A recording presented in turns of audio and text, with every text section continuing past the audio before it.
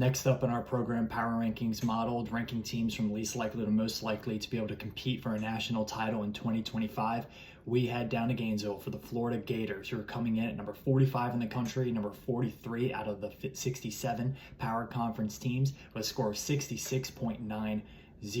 For Regime Plus for Florida, I have them at 1/1. Billy Napier has some vote of confidence there in Gainesville, and he's bringing back DJ Lagway, which is the biggest thing. He has Heisman upside. Can he stay healthy? That's the overarching question for the Gators this year. For return production, Florida looks really good, number 21 in the country. They've done a good job of building somewhat of a high school culture there, where they're bringing guys in from high school, keeping them 3-4 years. I know, crazy concept, right? That's leading to them having really good high school recruiting. Number 10 overall in the country. Obviously, they're in a hotbed of Florida and they've always recruited well. But the flip side of that is the transfer portal. This is not a team that's going out and getting players in the transfer portal. I have them number 96 in adjusted transfer portal this year. They lost a ton of highly rated guys and a ton of productive guys to other SEC schools, and they didn't really get anybody in. They only had 7 commits in this transfer portal class. So is this a program that's going to be built from the transfer portal? No. For me, they're a lot more like USC, who has started this kind of same process where they're letting guys go, not really backfilling them, but backfilling them with high school recruits instead of transfer portal guys. 2024 was really up and down for the Gators. They come in at number 33 in adjusted EPA per play. That's opponent adjusted, so when you play one of the toughest schedules in the country, you're going to get a bit of a boost there. And I think this team, again, sometimes it was Lagway, sometimes it was Mertz. It's really up and down for Florida.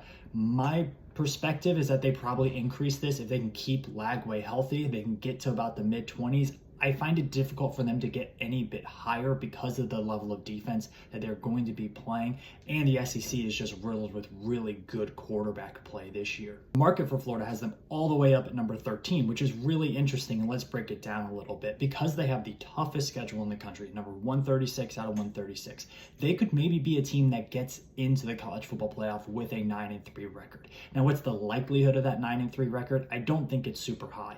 When you look, you have a quarterback with injury issues. You have a team that's been really up and down throughout the last couple years with Billy Napier. I don't know if this is a team that can go 9-3 with that schedule. However, if they do, they would have a little bit of a boost to make the college football playoff that no other team in the country, I think, has. So that's building into this as well. I think Florida is the 45th best team in the country. No, I think they're way better than that. But this is not ranking teams on who's best. It's ranking them on who's the most likely to be there to compete for a national title when we get to December. And for Florida, I think it's highly unlikely that they're one of those teams.